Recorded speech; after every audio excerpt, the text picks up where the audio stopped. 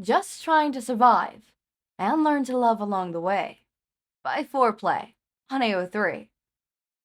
Episode 123. Chapter 123. Of Hide and Seek. Izuku and Kachan run forwards, but his dad is much closer. All he takes is 3 steps before grabbing the villain and flipping him over his shoulder. It shouldn't come as a much surprise, but the man was twice the size of his dad and looking for a fight. All that got him was knocked out.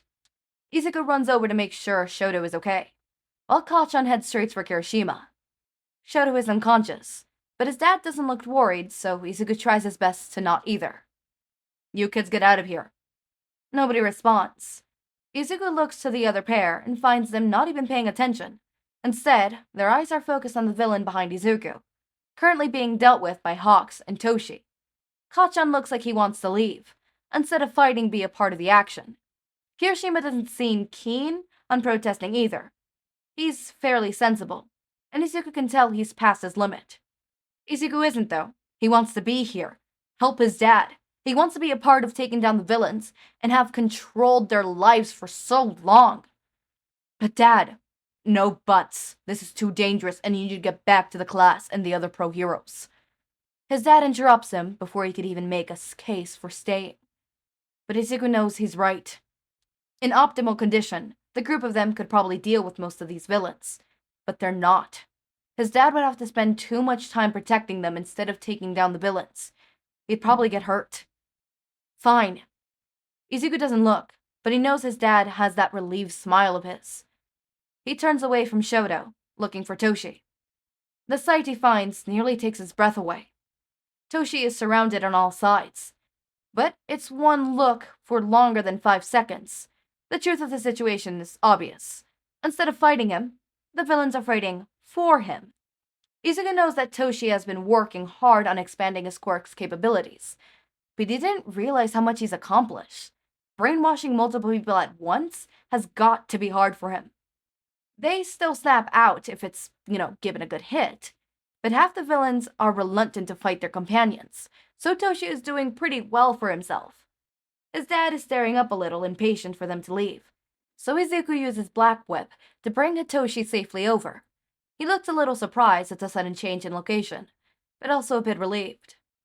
Yaoyorozu and Uraraka make their way over themselves, mostly ignored by the villains. It's too bad, really. Izuku knows they could take a few down if the villains weren't being so oblivious. Go! His dad gets up and heads in the direction of Shigaraki, to buy them the most time. With Toshi's help, Izuku gets Shinsou on his back.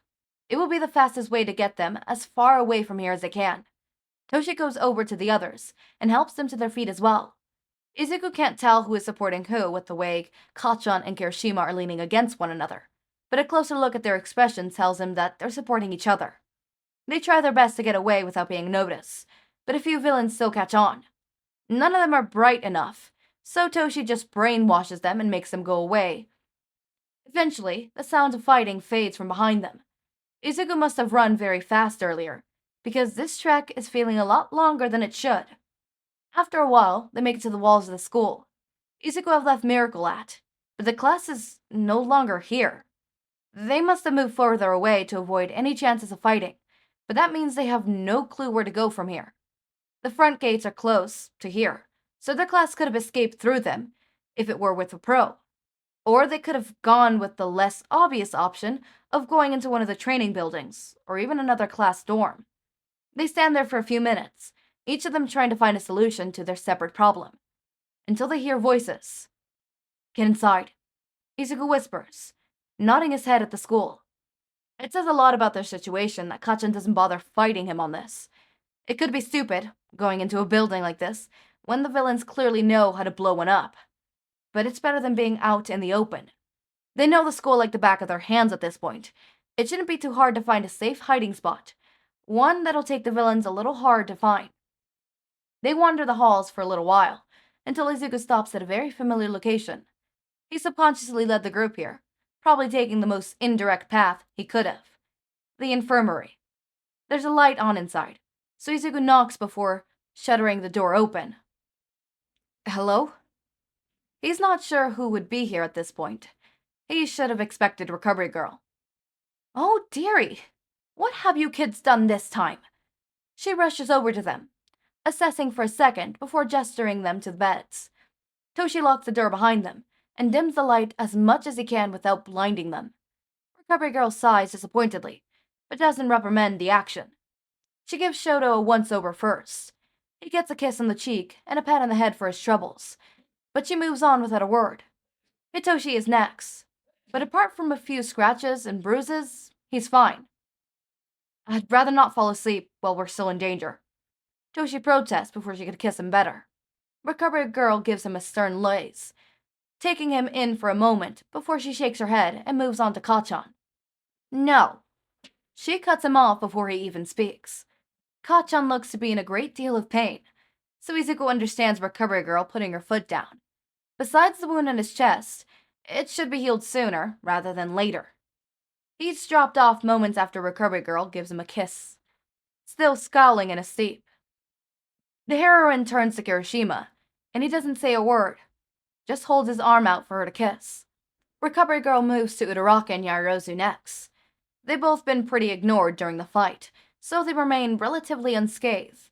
But the heroine is efficient, so she uses her quirk on them anyways. The girls seem a little more tired after being healed, but that's it. Neither of them had any major thing to worry about, so their energy remains about the same. It looks like Izuku's about to get similar treatment, so he takes a few steps back and holds a hand out to ward her off. "Izuku, I can tell you're exhausted. This will help you. But I'm not really hurt, and I really need to save my energy just in case." Izuku pleads with her. "Just in case what?" She looks somewhat annoyed, but asks anyways. "In case the villains find us here. This isn't the best hiding spot, but it's too late to move now." Izuku gestures to the 3 sleeping boys on the right. "Do you really think they'd get in here?" Izuku nods before she gets through her sentence. "Fine, but you and Shinsou need to keep an eye on each other. If you suspect the other being hurt, I will use my quirk." She turns without waiting for a response, and goes to the light switch to turn it off completely. Izuku waits a few minutes before speaking up again. "I actually have a question." "Shoot." "Why isn't Miracle in here? She was pretty hurt." "More than pretty hurt. His dad had said she'd probably lose an arm." "One of your classmates did initially bring her here, but the work was beyond even me. She needs a hospital, not an infirmary. So that's where I sent them." "Them?"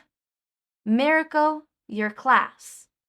Well, that answers the question as to where the rest of his classmates are. Izuku feels relieved at the new information. At least the majority of his class has escaped the danger. Now he has to figure out how to get his group to safety. Okay, they finally did catch a break. They're kind of safe, and I hope that it remains to be safe, but I am very much worried about Eraserhead. I'm worried about Eraserhead. Okay, chapter 124 is of rest and silence.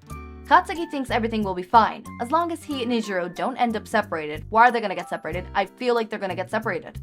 No warnings for this chapter other than Katsuki's language.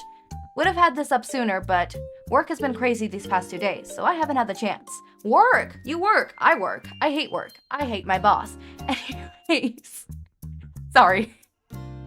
Okay, hold up. I'll read a random area. Oh, this is a short chapter. This is a short chapter. Okay, damn.